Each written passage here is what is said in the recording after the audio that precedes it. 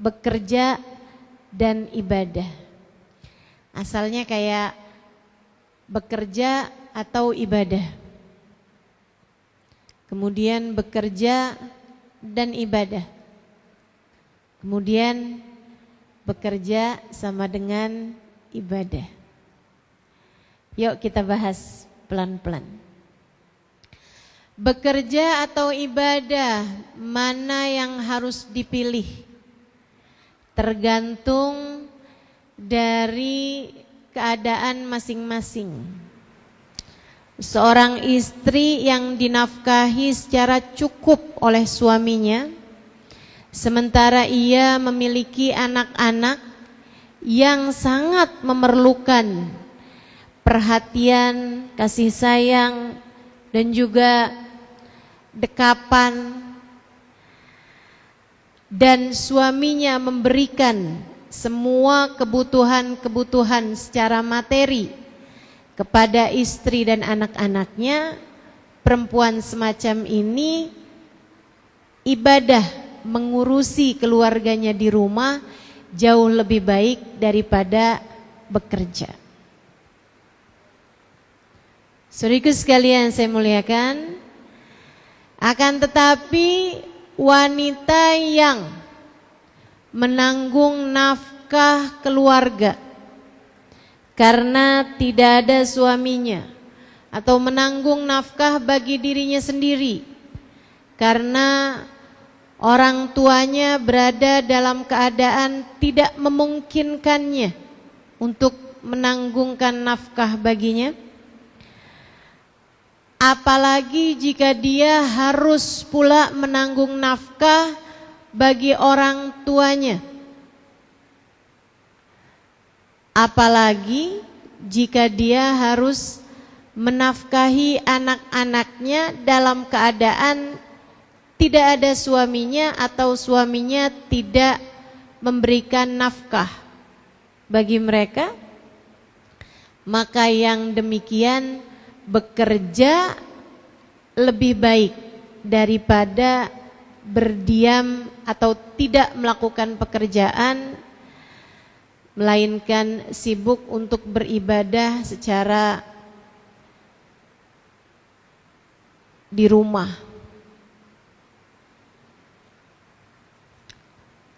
Saudaraku sekalian, kalau ada orang-orang yang menyatakan bahwa Islam tidak setuju wanita-wanita yang bekerja, apalagi doktrin-doktrin semacam Islam mendiskriminasikan kaum wanita, melarang mereka untuk bekerja, sehingga akhirnya banyak perempuan-perempuan yang hidup di bawah garis kemiskinan tidak mampu untuk membiayai kehidupan, menjadi tanggungan dan beban bagi keluarganya, apalagi jika ia telah memiliki anak dan sekarang menjadi janda misalnya. Ucapan-ucapan yang seperti itu sangat tidak bertanggung jawab, apalagi mengingat bahwa wanita solehah yang menjadi pilar agama ini, bahkan yang ditakdirkan Allah sebagai orang pertama yang masuk ke dalam agama Islam, yaitu Sayyidah Khadijah bintu Khuwailid, istri baginda kita Nabi besar Muhammad sallallahu alaihi wasallam, adalah seorang wanita yang bekerja. Jangan lupa itu. Sayyidah Khadijah, suri tauladan kita. Sayyidah Khadijah, Ummul Mukminin, ibu bagi semua orang yang beriman.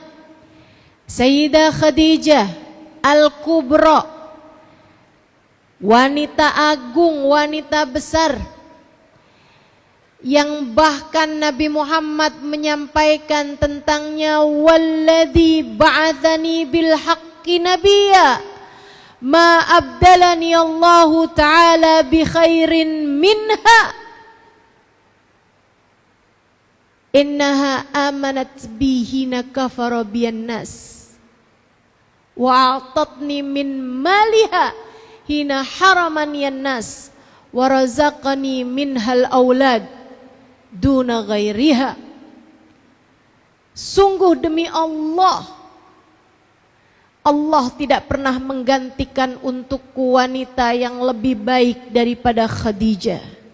Ia adalah seorang perempuan yang beriman padaku di saat belum ada sesiapapun yang beriman. Dia adalah seorang yang memberikan hartanya padaku di saat belum ada sesiapapun mau mendukungku dengan hartanya. Dan Allah anugerahkan untukku anak-anak dari rahimnya yang tidak dianugerahkan dari selainnya. Wanita ini yang tak tergantikan di hati Nabi Muhammad ini adalah seorang perempuan yang bekerja. Saudariku sekalian yang saya muliakan, ada kemuliaan. Ada kemuliaan dalam bekerja, sebagaimana ada kemuliaan bagi yang juga tidak bekerja. Semua masing-masing mulia di tempatnya.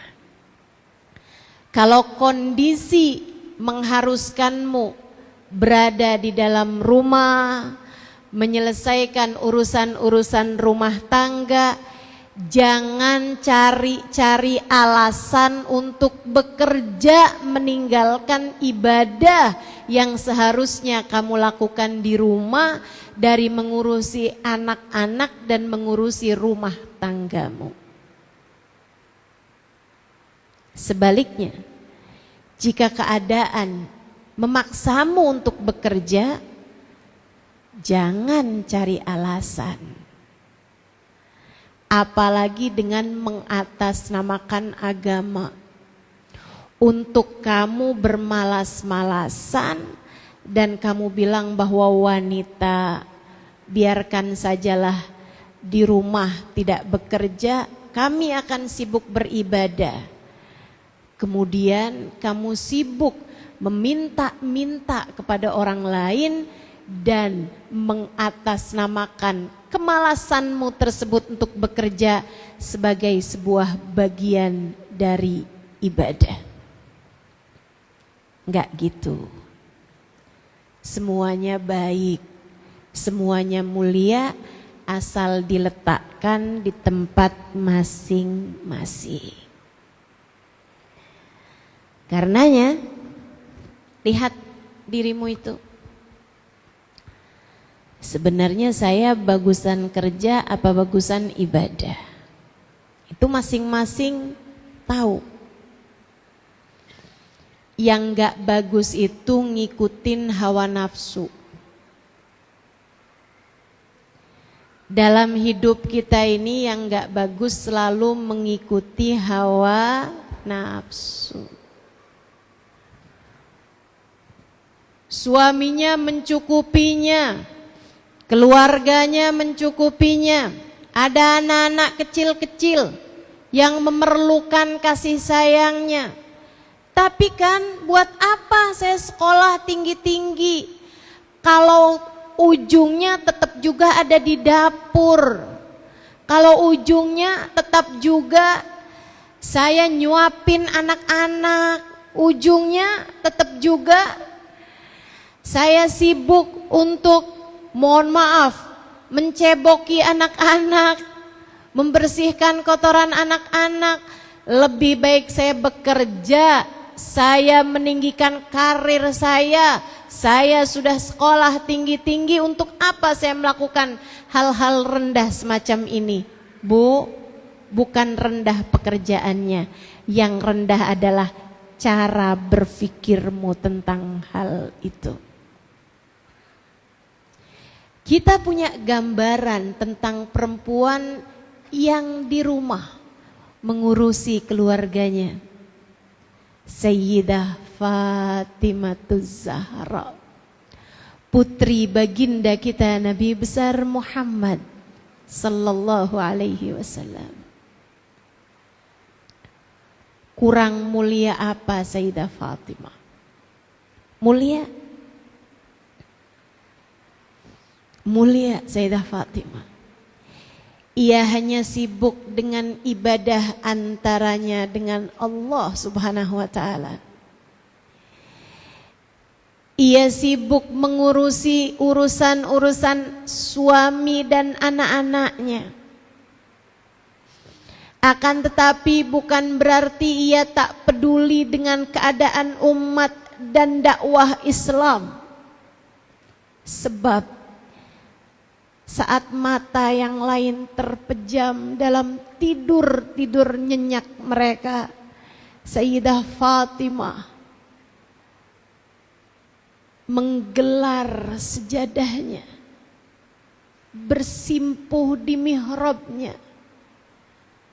sujud panjang, ruku berdiri panjang, menghadap Allah Subhanahu wa taala dalam rokaat tahajudnya, menegadahkan tangan, mendoakan umat Islam, umat ayahnya Nabi besar Muhammad sallallahu alaihi wa ala alihi wa sahbihi wasallam. Ya Allah, sayangilah umat ini ya Allah. Ya Allah, rahmatilah mereka ya Allah. Ya Allah, ampunilah dosa mereka ya Allah. Mudahkanlah urusan mereka ya Allah. Ya Allah. Ya Allah. Ada kemuliaan bagi wanita yang sibuk beribadah. Ada kemuliaan bagi wanita yang sibuk bekerja jika keduanya tidak mengikuti hawa nafsu. Ada kemuliaan pada wanita yang berdiam diri dalam rumah beribadah. Ada kemuliaan bagi wanita yang keluar rumah untuk bekerja. Yang tidak mulia adalah perempuan-perempuan yang menyibukkan diri untuk bermaksiat kepada Allah Tuhannya. Yang gak mulia adalah perempuan-perempuan yang sibuk menghias-hiasi dirinya untuk berusaha mendapatkan simpati dan empati dari lawan jenisnya, yang bahkan kadang-kadang gak peduli apakah laki-laki tersebut sudah beristri ataupun belum.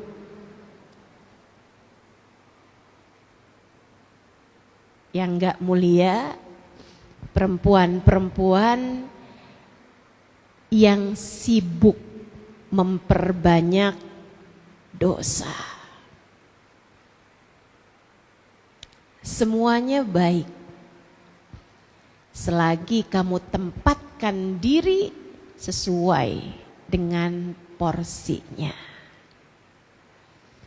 Semoga Allah selalu bimbing kita. Amin. Semoga Allah selalu membimbing kita. Semoga Allah selalu membimbing kita. Itu kalau ditanya ibadah atau bekerja. Sekarang kalau kita bahas mengenai ibadah dan bekerja, saudaraku sekalian yang saya muliakan, ingat ucapan baginda kita Nabi besar Muhammad kepada seorang sahabatnya, yang mana sahabatnya ini, sahabat Ansor ini, ada seseorang yang bersahabat atau dipersaudarakan dengan Abdullah ibn Rawahah. Di awal-awal Islam ketika baru hijrah orang Mekah ke Madinah, hal pertama yang dilakukan Nabi mempersaudarakan kaum Ansor, orang Madinah, dengan orang Mekah, disaudara-saudarakan. Sampai beneran jadi kayak saudara gitu, dipersaudarakan dalam Islam. Nabi Muhammad sendiri yang mempersaudarakan mereka. Si fulan, kamu saudaraan sama ini ya. Sini, kamu persaudaraan sama ini. Itu teman-teman saudaraku sekalian, hukum dipersaudarakan sama Nabi Muhammad di mata Allah bahkan lebih kuat daripada persaudaraan yang tersebab darah sekalipun. Satu kandung ama satu tangan dipersaudarakan sama Nabi lebih kuat yang dipersaudarakan sama Nabi. Abdullah bin Rawaha satu waktu mengunjungi saudaranya ini yang telah dipersaudarakan sama Nabi, ketemu sama istrinya sebelum turut ayat hijab tentu saja. Istrinya terlihat istri saudaranya ini, karena istri saudara itu ipar. Ipar itu bahkan yang saudara kandung sekalipun ipar bukan mahram. Tentu yang dipersaudarakan sama Nabi Muhammad ipar juga bukan mahram. Tapi ini belum turun ayat hijab sehingga dia membuka wajahnya di hadapan Abdullah ibn Rawaha. Abdullah lihatnya, ya ampun kakak kok begini amat kak di rumah, nggak dandan, nggak mandi, tampangnya kucel, kumus, tampangnya bener-bener nggak terawat gitu, kelihatan banget nggak ngurusin badan, mukanya nggak dirawat, nggak wangi, bahkan cenderung bau macem-macem. Bukankah suami kakak ada di rumah? Si istri tersebut menjawab, dia bilang, ya kayak nggak tahu aja saudara kamu tuh. Ada nggak ada saya kayak nggak ada bedanya. Saya ada seperti nggak ada. Dia itu kalau malam sholat nggak tidur sama sekali. Kalau siang puasa nggak pernah sentuh saya sama sekali. Saya cuman yang bagian masak, nyiapin dia buka, masaur. Dia bahkan tidak melirik saya dari ujung matanya. Apa yang disampaikan perempuan ini diadukan oleh Abdullah bin Rawaha kepada Nabi Muhammad sallallahu alaihi wasallam. Ya Rasulullah, faqad zurtu akhi fillah. Saya kemarinan mengunjungi saudara saya yang telah engkau persaudarakan di jalan Allah. Saya mendapati istrinya, diceritakan tuh, dan juga apa yang disampaikan oleh istrinya. Nabi kemudian memanggil laki-laki Ansor nih, sahabat Ansor ini. Ditanya sama Nabi Muhammad, karena Nabi kalau mau negur, kalau mau menyampaikan sesuatu harus tabayyun terlebih dahulu, nyari kepastian, klarifikasi, istilah orang zaman sekarang. Kata Nabi Muhammad, hal gumtal lailah kullaha? Apakah kamu kalau malam bangun ibadah, sholat di semua bagian malam, gak tidur sama sekali? Dia menjawab, bala ya Rasulullah, betul wahai Rasulullah, saya kalau malam gak tidur sama sekali, saya sholat sepanjang malam wahai Rasul. Bangga. Kata Nabi Muhammad, hal sumtan nahar kullah? Apakah kamu tiap siang puasa sepanjang tahun? Bala ya Rasulullah, betul wahai Rasul, saya puasa sepanjang tahun, nggak puasa cuman kok lebaran sama hari tasyrik doang. Bangga disebutkan hal itu di hadapan Nabi. Nabi sudah klarifikasi kebenaran ucapan Abdullah bin Rawahah sekaligus kebenaran ucapan istrinya. Apakah kamu tidak pernah mendatangi istrimu? Tidak wahai Rasulullah. Gak pernah berhubungan intim sama istrinya lagi sejak mulai mengenal Islam. Nabi kemudian berkata, Innama ana atqakum walakinni agum wa anam walakinni asum wa aftur walakinni atazawwajun nisa.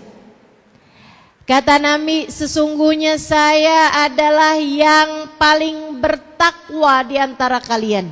Artinya saya yang paling tahu jalan menuju surga, saya yang paling tahu jalan menuju Allah Subhanahu wa taala, saya yang paling ngerti beragama ini yang terbaik caranya kayak gimana.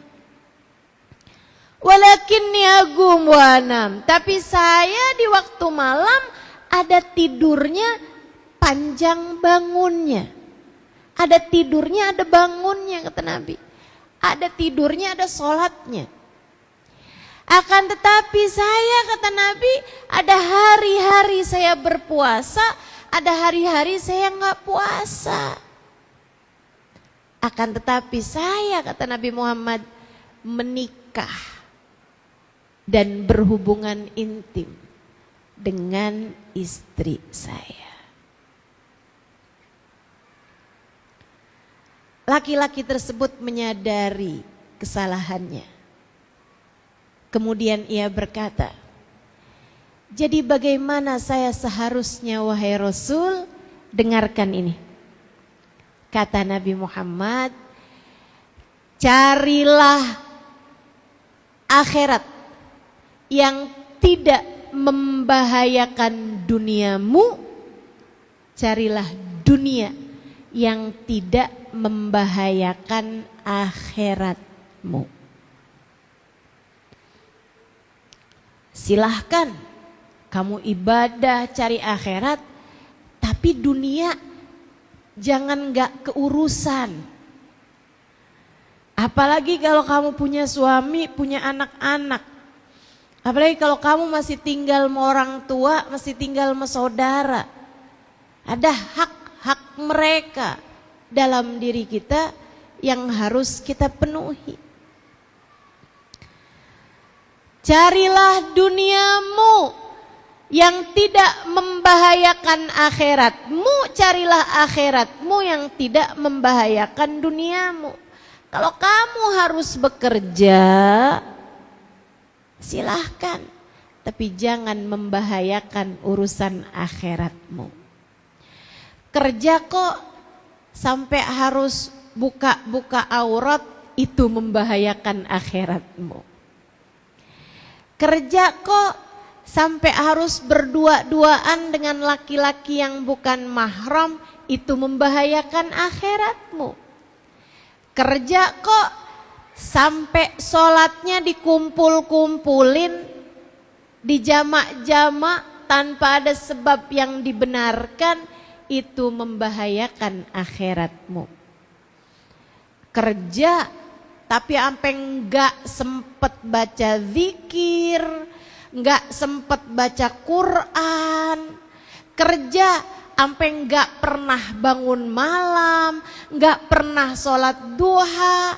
Kerja yang demikian membahayakan buat akhiratmu. Karenanya bekerja dan beribadah keduanya harus sama-sama seimbang. Keduanya harus seperti dua sayap bagi seekor burung, jangan timpang di satu sisinya kamu akan terjatuh. Maka untukmu yang harus bekerja, silahkan. Silahkan bekerja. Akan tetapi sekali lagi ku sampaikan padamu, jangan tinggalkan Allah dalam pekerjaanmu. Jangan tinggalkan agama dalam pekerjaanmu. Jangan tinggalkan Islam dalam pekerjaanmu. Jangan tinggalkan Nabi Muhammad dalam pekerjaanmu. Sebab meskipun kamu bekerja, kamu adalah hamba Allah. Hanya kepadanya kamu kembali, dan hanya dialah satu hakikatnya sang pemberi rezeki. Silahkan bekerja, tapi kamu jangan pernah lupa, kamu adalah seorang muslimah, kamu adalah seorang mukminah, kamu adalah umat Nabi Muhammad sallallahu alaihi wasallam. Jangan sampai sibukmu memikirkan kemapanan hidup di dunia membuatmu lupa tentang memikirkan kemapanan hidup akhirat. Sekali lagi, jangan sampai sibukmu memikirkan rumahmu, kendaraanmu, apa yang kamu makan di dunia membuatmu terhalang dengan kebahagiaan yang sejati yang seharusnya kamu kejar dari sejak kamu masuk ke dalam kuburan.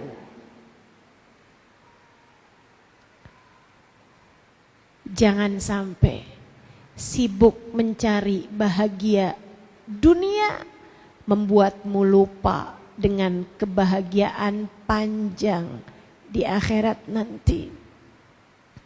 Silahkan bekerja, tapi kamu harus tahu esok atau lusa kamu akan mati.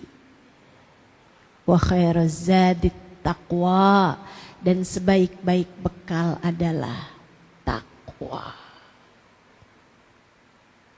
Ibadah, kerjakan kewajiban Allah, tinggalkan larangan-larangannya. Jangan sampai sibukmu nyari hidup yang enak bikin kamu lupa untuk mencari akhirat yang enak. Insya Allah. Bekerja dan ibadah. Sekarang yang terakhir, bekerja sama dengan ibadah. Ada 3 bagian kan tadi? Bekerja atau ibadah, kamu udah tahu masing-masing. Silahkan cari mana nih yang lebih tepat untuk saya. Bekerja dan ibadah, kamu harus tahu juga.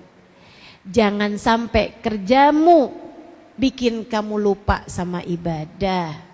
Sebagaimana sebaliknya, orang kalau ibadah aja juga jangan sampai lupa sama kerja, sama urusan nafkah jika memang dia memerlukannya.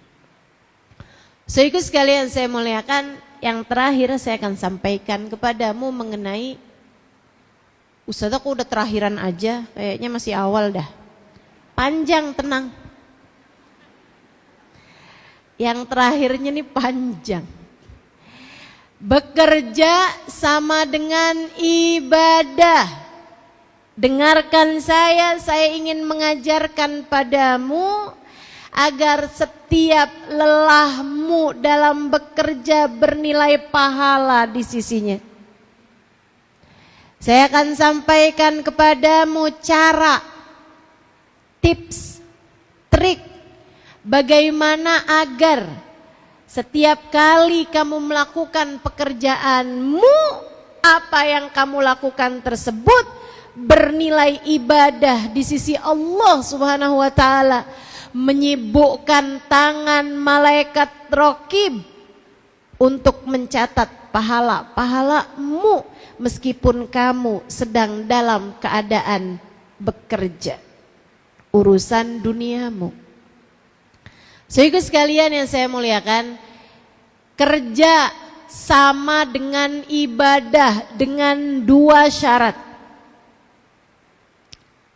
Yang pertama, harus benar niatnya, sebab innamal a'malu binniyat wa innama likulli imri'in ma nawa. Sesungguhnya segala sesuatu tergantung dari bagaimana niatnya, dan sesungguhnya setiap orang hanya akan diberi sesuai dengan niatnya. Faman kanat hijratuhu ilallahi wa rasulih fahijratuhu ilallahi wa rasulih. Siapa yang berangkat pergi hijrah dari Mekah ke Madinah, nih sekarang nih kita berada di awal tahun Hijriah. Ibadah paling besar pada masa itu adalah pindah kewarganegaraan dari warga negara Mekah menjadi warga negara Madinah. Ninggalin rumah, ninggalin tetangga, ninggalin pekerjaan, ninggalin toko, ninggalin kaum kerabat yang tidak beriman, bahkan meninggalkan pasangan jika tidak seiman. Mereka tinggalkan kota-kota mereka Mekah, berangkat bergerak menuju Madinah. Ibadah apa yang lebih besar daripada itu, saudaraku sekalian? Akan tetapi meski ibadah sebesar itu, Nabi Muhammad menyampaikan, faman kanat hijratuhu ilallahi wa rasulih. Siapa yang tujuan hijrahnya pengen dapat pahala di sisi Allah, pengen bisa mengerjakan ibadah dengan tenang, sebab di Mekah nggak tenang ibadah. Ada pedang-pedang kaum kafir Quraisy yang sepertinya mengintai di balik tembok-tembok rumah mereka. Mereka meninggalkan Mekah ke Madinah mau nyari ketenangan ibadah. Faman kanat hijratuhu ilallah. Siapa yang hijrahnya karena Allah, ingin dekat dengan Allah, ingin mudah beribadah kepada Allah, ingin tenang hati dalam ibadah kepada Allah, ingin pahala di sisi Allah, ingin berjuang di jalan Allah, wa rasulih, hijrahnya karena Nabi Muhammad, karena ingin dekat dengan Nabi Muhammad. Nabi Muhammadnya hijrah, saya juga hijrah. Karena saya nggak sanggup tinggal di Mekah, tapi Nabi Muhammadnya tidak lagi berada di Mekah. Maka saya memutuskan untuk hijrah ke Madinah karena cinta saya kepada Nabi Muhammad, karena keinginan saya untuk dekat dengan Nabi Muhammad, karena saya ingin berjuang dalam barisan Nabi Muhammad, karena saya akan terus menjadi tentara-tentara Nabi Muhammad. Faman kanat hijratuhu ilallahi wa rasulih. Siapa yang hijrahnya karena Allah, siapa yang hijrahnya karena Rasulullah, fahijratuhu ilallahi wa rasulih, maka pahala hijrahnya, maka balasan hijrahnya dari Allah dan Rasulnya. Ada pahala dari Allah, ada kedekatan dengan Allah, ada cinta Allah, ada rahmat Allah, ada kebahagiaan akhirat Allah siapkan bagi mereka, ada surga. sebagai balasan bagi mereka. Wa rasuli, hijrahnya untuk Rasulullah, maka ada balasan kedekatan dengan Rasulullah, ada balasan cinta dari Rasulullah, ada balasan kebersamaan kelak dengan Rasulullah, dunia sampai akhirat. Sebaliknya, faman kanat hijratuhu lid-dunya yusibuha, siapa yang hijrahnya melulu kepengen dapat dunia, hijrahnya nggak ada Allah-Allahnya, nggak ada Rasulullah-Rasulullahnya. Ngapain kamu ikutan berangkat nih? Orang-orang pada sibuk berangkat dari Mekah ke Madinah, kamu ikutan? Iya nih, kerja di Mekah nggak hasil-hasil, bangkrut mulu. Siapa tahu dah kalau dagang di Madinah nih, siapa tahu kurang banyak saingan, mudah-mudahan nih laku. Saya waktu di Mekah nih nggak pernah sempet punya rumah, harga tanahnya mahal. Kali-kali dah kalau ikutan berangkat hijrah ke Madinah, ntar Nabi Muhammad boleh kali nyariin saya rumah. Nabi Muhammad boleh kali nyariin saya tanah. Dia pengen dapat dunia, dia tidak memikirkan tentang urusan akhirat. Dia tidak memikirkan tentang urusan antara dia dengan Allah ataupun pengorbanan yang dia dapat lakukan untuk Rasulullah. Melulu urusannya duit, melulu urusannya cuan, melulu urusannya keuntungan duniawi. Hati-hati adik-adik, kamu mungkin untuk terjerumus kepada hal ini. Siapa yang hijrahnya hanya karena dunia, sama halnya dengan siapa yang kerjanya hanya karena kepengen dunia aja. Au imra'atin yang kihuha, atau dia hijrah karena kepengen bersama dengan perempuan yang ingin dia nikahi. Dia hijrah ke Madinah jauh-jauh dengan segala kelelahannya, bukan karena ingin bersama dengan Nabi Muhammad, melainkan karena ia ingin bersama dengan perempuan yang sedang dia taksir. Namanya Ummu Gais. Fahijratuhu ila ma hajara ilaih. Kata Nabi, balasan hijrahnya, pahala hijrahnya hanya mendapatkan apa yang menjadi niatnya tersebut. Pengen dapat dunia, ya cuman dapat dunia aja, itu juga kalau dapat. Pengen dapat jodoh, ya udah balasannya cuman dapat jodoh aja, itu juga kalau dapat. Kalau nggak dapat, lalu walaleh, nggak dunia nggak akhirat, nggak ada yang dia dapat. Percuma, sia-sia. Maka saudariku, untukmu yang bekerja, jangan sampai apa yang kamu lakukan di banyak tahun umur dalam hidupmu di dunia ini menjadi sesuatu yang sia-sia.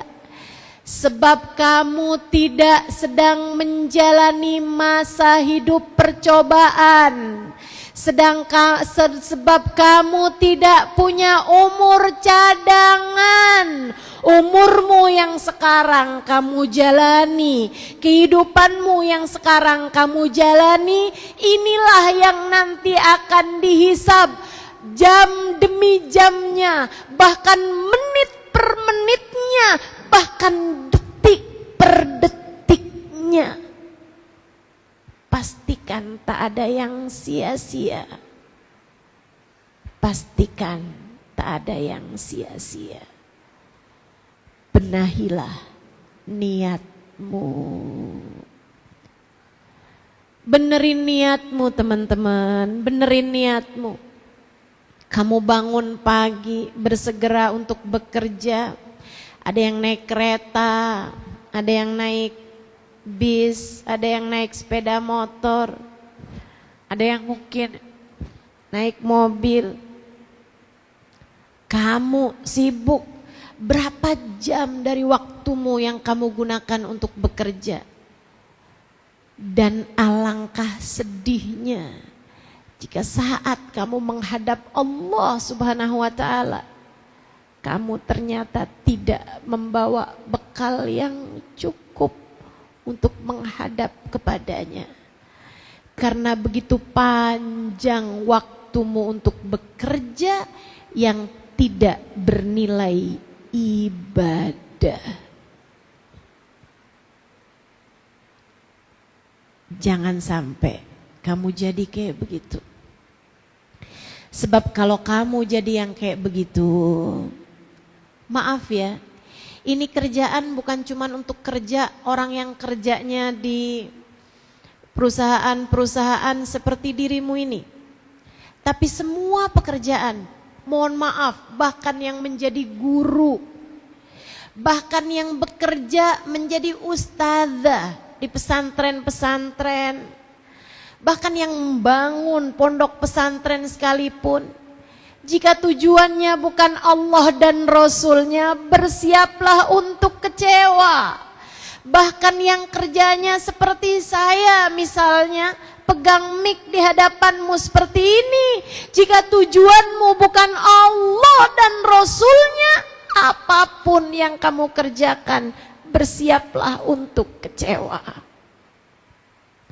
Jika tujuanmu melulu uang, jika tujuanmu melulu keuntungan duniawi, jika tujuanmu adalah jabatan, nama baik, citra, jika tujuanmu hanya semacam itu, bersiaplah untuk kecewa.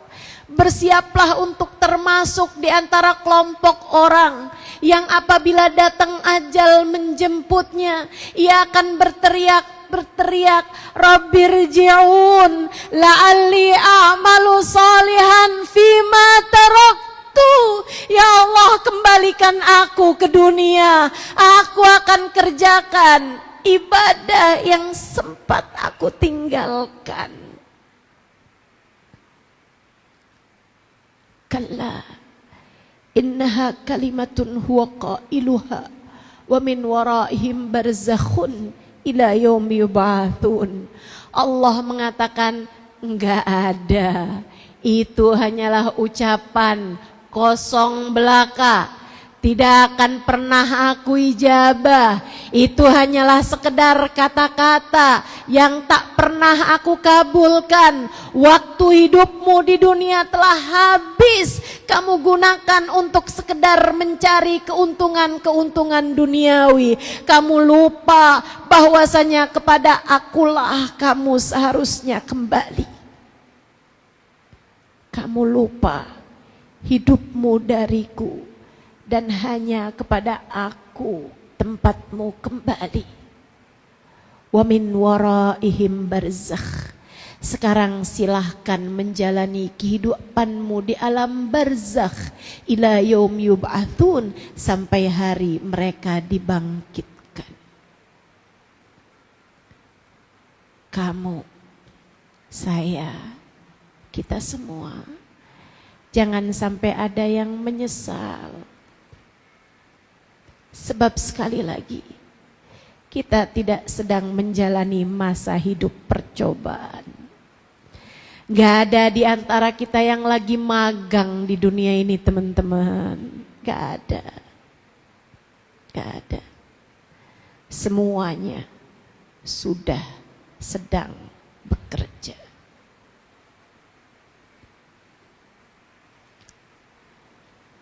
Niatnya benerin. Niatnya benerin. Niatnya buat apa, Ustazah?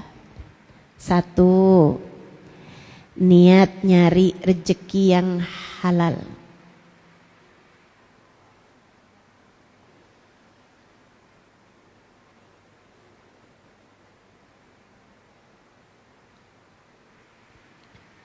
Kamu bisa aja kerja yang haram, bisa. Kita semua bisa kerja yang haram. Deketin laki-laki berduit, modalnya palingan lipstick, make up, baju seksi, murah modalnya. Agak mahalan dikit mungkin operasi plastik, naikin hidung biar nggak mancung ke dalam.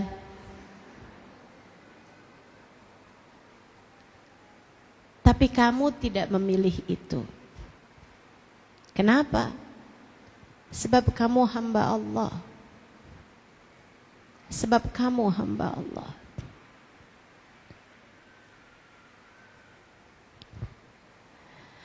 Atyab ma ya'kuluhul insan min kasbiyadih. Kata Nabi Muhammad alaihi wasallam, rezeki paling halal adalah dari apa yang diperbuat oleh tanganmu. Hasil kerjamu, upah dari pekerjaanmu, bayaran atas apa yang telah kamu lakukan dengan tanganmu. Atyab ma ya'kuluhul insan min kasbiyadih. Niatmu mencari rizki yang halal. Wabtaghu indallahir rizqa. Kata Allah dalam Al-Quran, carilah rezeki yang halal dari Allah Subhanahu wa ta'ala. Niatmu yang kedua, kamu bekerja untuk dapat menghidupi, memberi penghidupan untuk dirimu dan juga orang-orang yang kamu tanggung. Menafkahi dirimu dengan rizki yang halal membuatmu terhormat, teman-teman. Sebab Islam tidak pernah merestui pengemis. Islam tidak pernah menyukai orang yang minta-minta. Itu adalah sehina-hina apa yang dapat dikerjakan oleh seseorang. Sampai Nabi Muhammad bilang, kalau ada orang naik kuda, kuda itu binatang paling mewah. Kalau ibarat sekarang kalau ada orang naik Mercy, kemudian turun dari Mercy-nya dan minta kepadamu, kasih. Ada orang turun dari kudanya, kemudian dia meminta kepadamu, kasih. Kenapa gitu Rasul?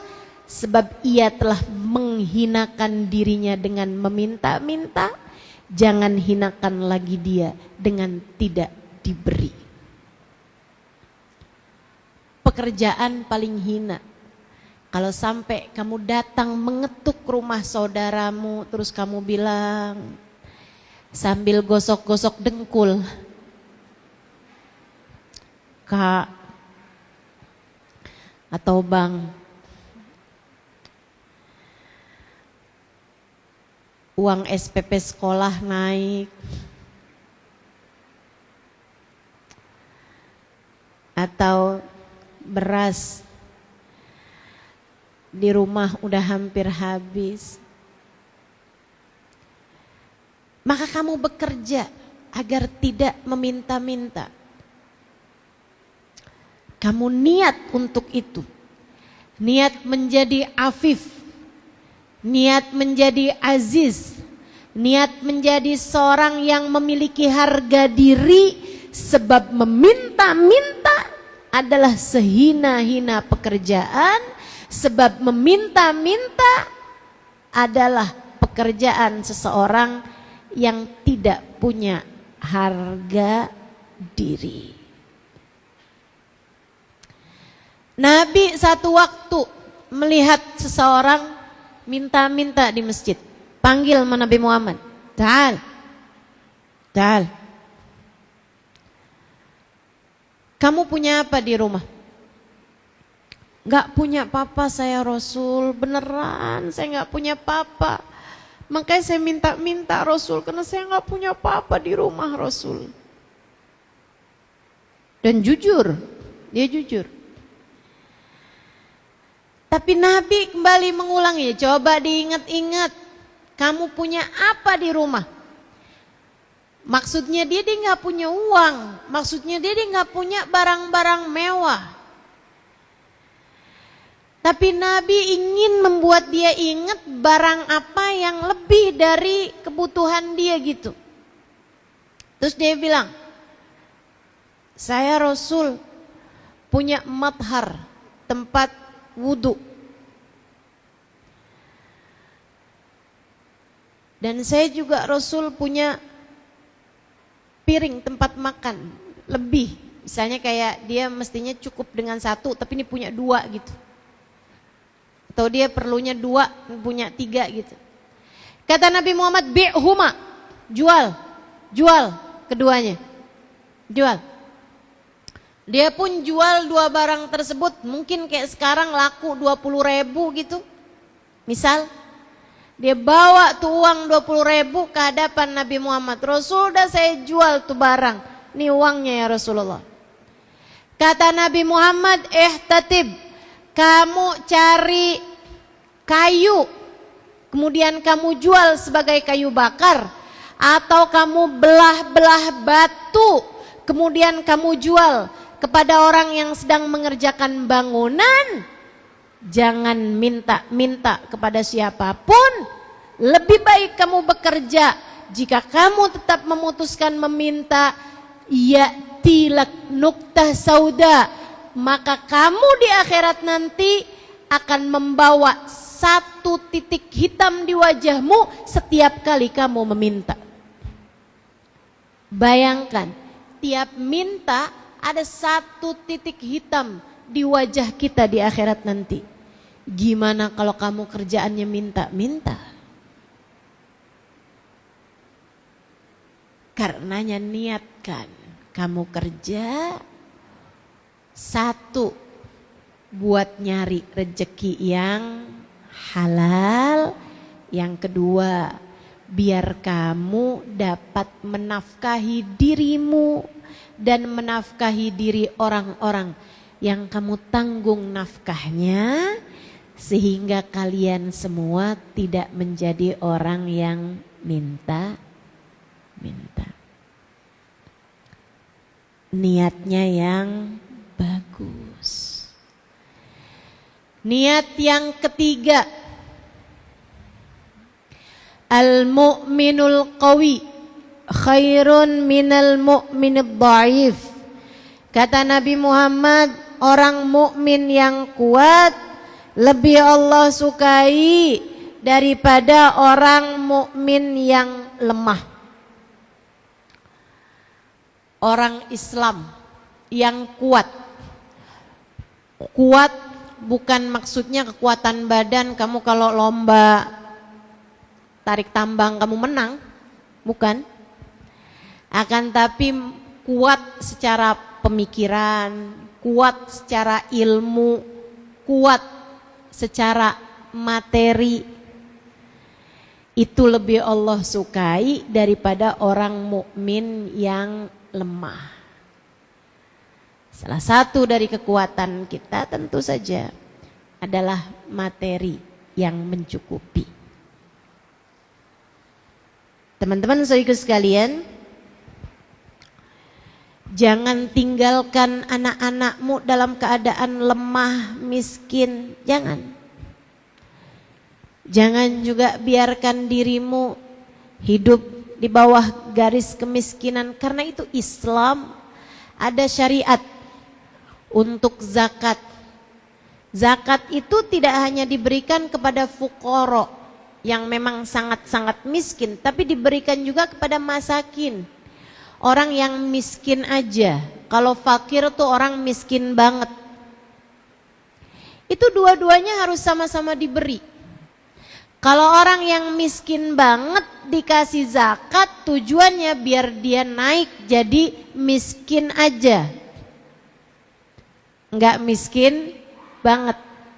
Kalau orang miskin aja tetap dikasih zakat, tujuannya biar apa? Biar dia naik dari garis kemiskinan menuju kepada kecukupan. Bagaimanapun, orang mukmin yang kuat secara ekonominya lebih baik, sebab dia dapat membantu yang lemah. Itu sebabnya saya minta kamu semuanya ketika bekerja juga meniatkan sebagian dari upah kerjamu, walaupun sangat sedikit, nggak apa-apa. Walaupun sangat sedikit nggak apa-apa, tapi biarkan tetap ada untuk sedekah. Sebab itu menjadikanmu orang mukmin yang kuat.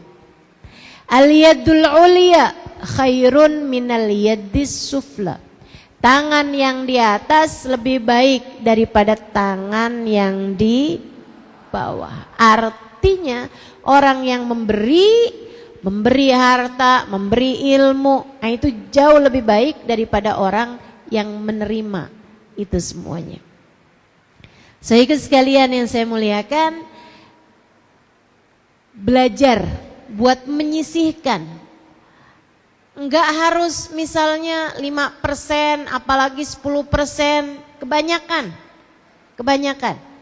Mulai aja dari seukuran zakat 2,5% dari apa yang kamu jadi uang gajimu itu, sebagiannya kamu pakai untuk bersedekah.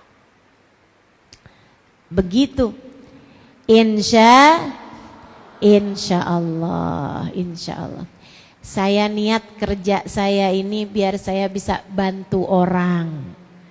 Saya niat dengan kerja saya ini saya bisa jadi bantu anak-anak saya untuk sekolah di sekolah yang bagus, untuk pondok pesantren, untuk bisa bayar sama guru-gurunya, untuk bisa beliin kitabnya, untuk bisa beliin keperluan-keperluannya. Orang mukmin yang kuat lebih baik daripada mukmin yang lemah. Itu niatmu dalam beribadah, insya Allah. Sekarang kita akan bahas mengenai caramu dalam bekerja. 1, jangan tinggalkan kewajibanmu kepada Allah. Kerja silahkan, tapi sholat jangan sampai tertanggalkan. Kamu kerja silahkan, tapi jangan sampai sholatnya kamu tinggalkan.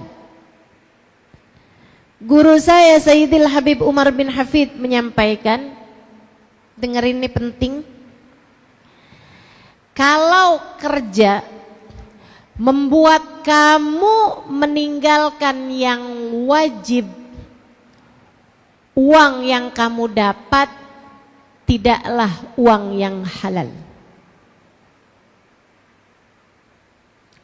Nanti uangnya hanya akan terpakai untuk kemaksiatan dan dosa-dosa.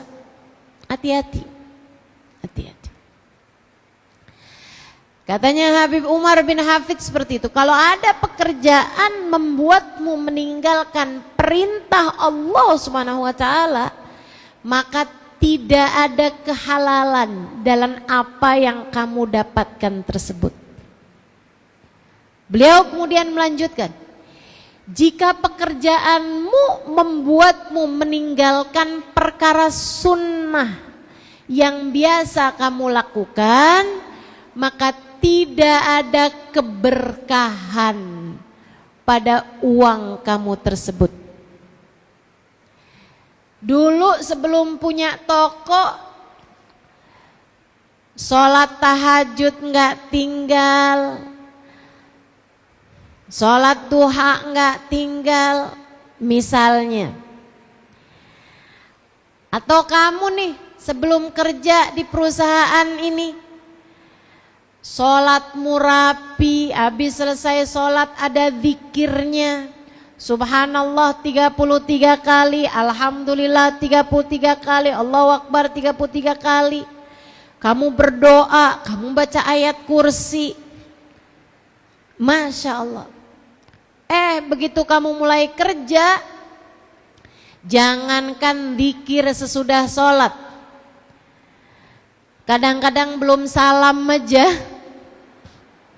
udah buru-buru berdiri, salam buru-buru, sholatnya udah kayak capung cebok, kata orang itu ya, cepet banget gitu, cepet banget sholat, ruku, i'tidal, sujud cepet banget. Tanya sama orang, kamu kok sholat cepet banget? Iya udah hafal.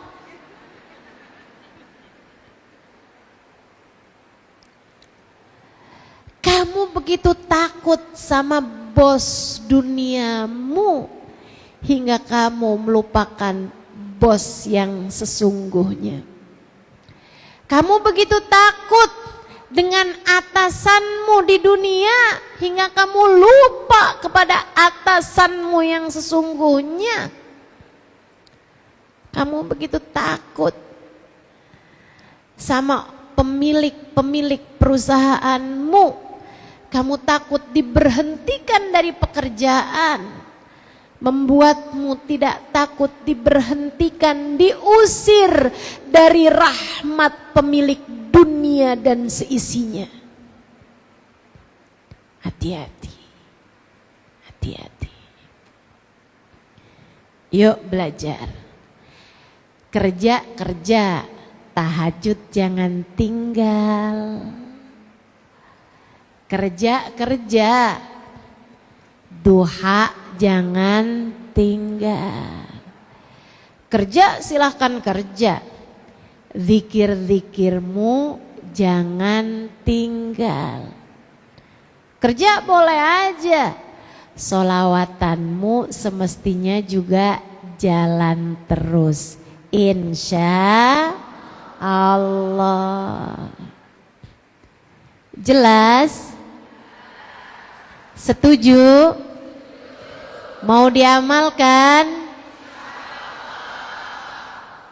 Nomor 1. Nomor 2, caramu bekerja, jangan karena pekerjaanmu kamu mengerjakan hal yang diharamkan Allah. Tetaplah istiqomah di jalan Allah.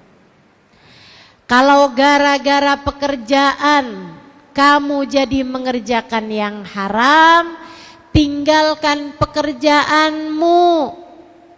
Kak, tinggalkan pekerjaanmu, Dek, cari kerjaan yang lain.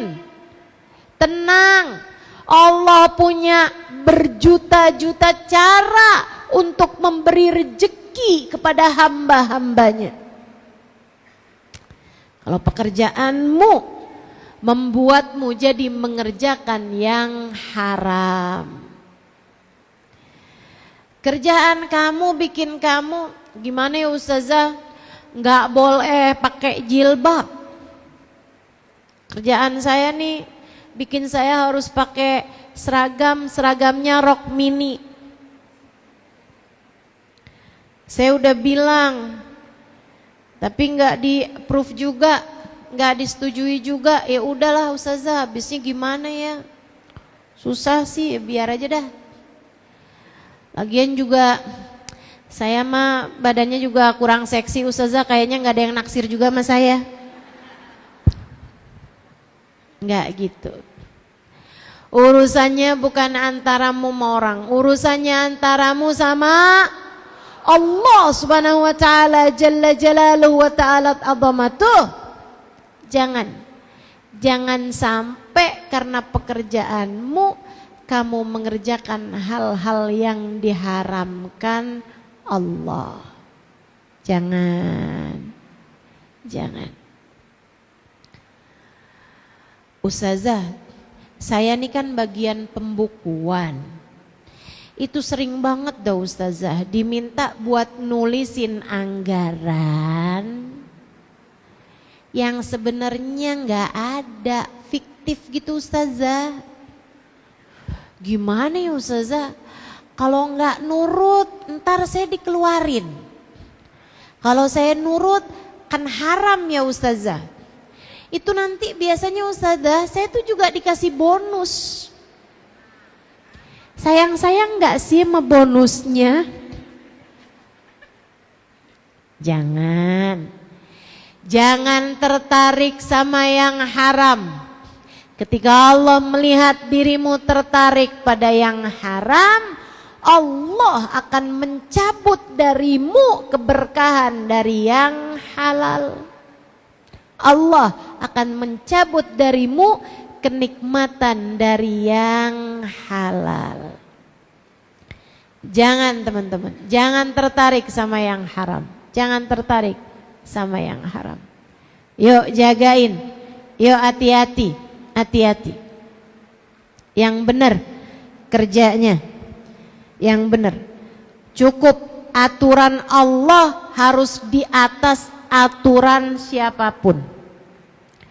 Aturan Allah harus di atas aturan siapapun.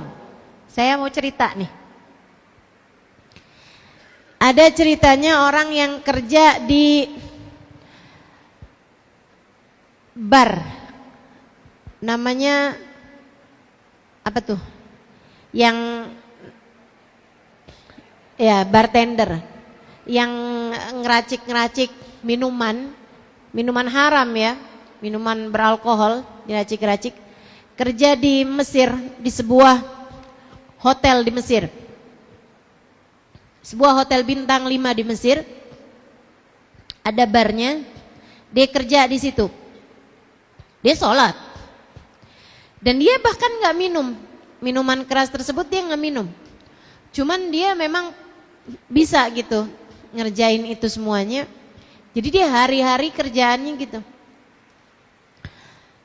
Kemudian di hotel tersebut juga ada banyak hal-hal haram lainnya. Bikin party, bikin ya dengan minuman keras, dengan perempuan-perempuan seksi, dengan segala macam lah yang haram-haram. Ada judi, ada macam-macam. Di hotel-hotel tersebut juga lengkap dengan hiburan-hiburan yang banyak terdiri dari hal-hal yang diharamkan. Satu waktu Syekh Mutawalli Sya'rawi datang ke sana. Ini cerita saya dengar dari seorang syekh, salah satu dari ulama yang ada di Jordan, namanya Syekh Aun Al-Qudumi. Dia satu waktu ada ceramah di YouTube yang saya dengerin gitu. Maaf ya dalilnya dari YouTube. Tapi ini saya kenal sama beliau. Syekh Aun Al-Qudumi ini salah satu dari orang yang juga berguru kepada Sayyidil Habib Umar bin Hafid, guru saya, guru kami, guru kita semua ya. Syekh Aun cerita, kata Syekh Aun, saya ada ketemu sama seorang manajer di Mekah. Seorang manajer hotel di Mekah. Kami bincang-bincang, dia cerita, saya aslinya dari Mesir. Kemudian dia pun cerita hal itu.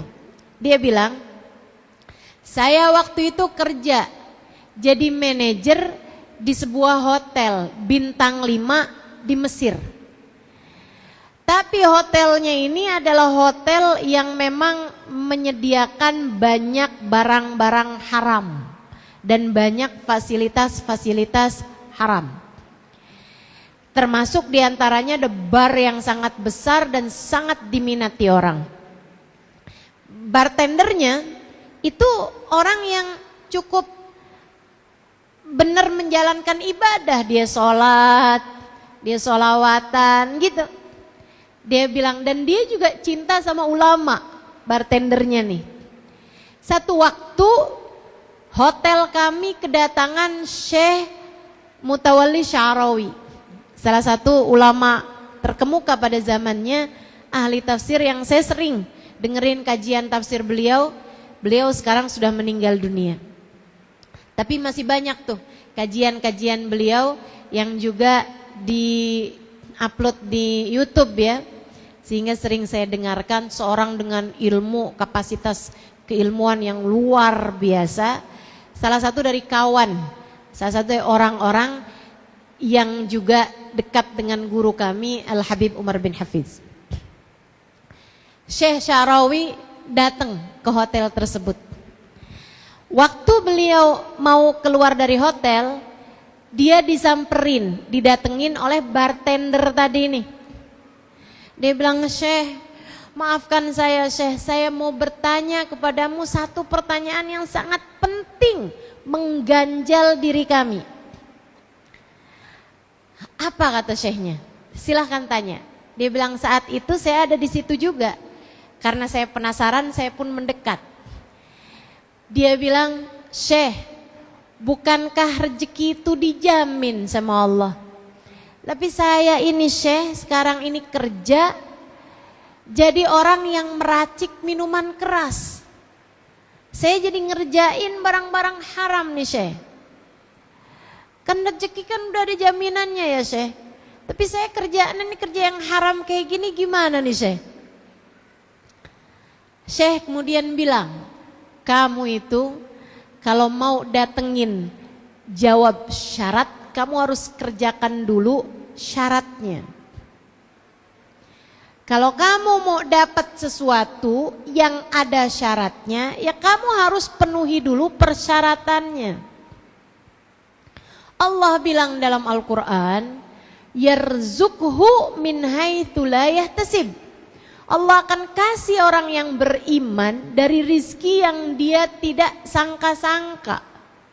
Allah kasih rezeki kepada orang mukmin bahkan dari arah yang tidak disangka-sangka.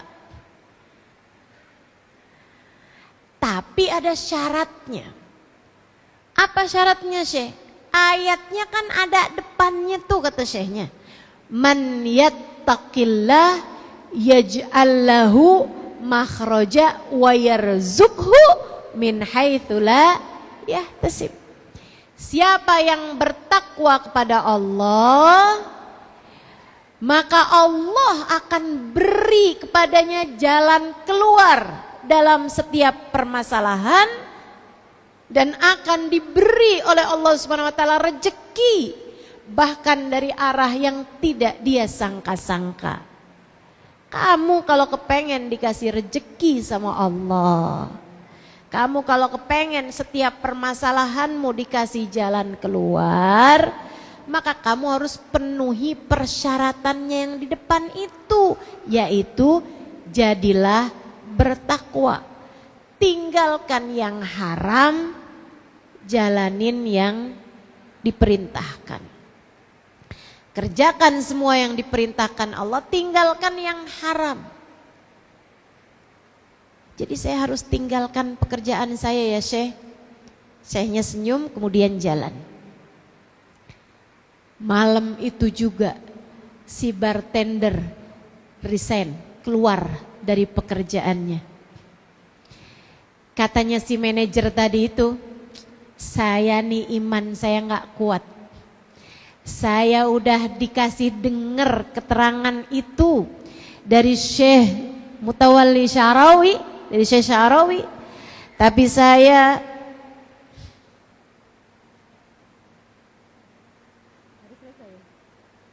Baik, saya akan cepetin. Tapi saya nih katanya hati saya belum kuat juga ngerjainnya. Jadi akhirnya saya kemudian tungguin. Dia bilang, saya tungguin aja. Saya tungguin sampai saya juga nggak enak hati gitu juga. Akhirnya saya mulain tuh lamar-lamar pekerjaan-pekerjaan, nggak ada yang hasil. Dia bilang 3 bulan kemudian bartender temen saya itu, dia bilang datang ke hotel dengan bawa mobil. Saya tanya sama dia, itu mobil siapa, mobil atasan kamu? Dia bilang enggak, mobil saya. Dia bilang sesudah saya kerjakan apa yang Syekh Sya'rawi sampaikan, Allah gantikan pekerjaan haram saya dengan pekerjaan halal yang jauh lebih berkah sampai saya akhirnya bisa kebeli mobil. 3 bulan aja.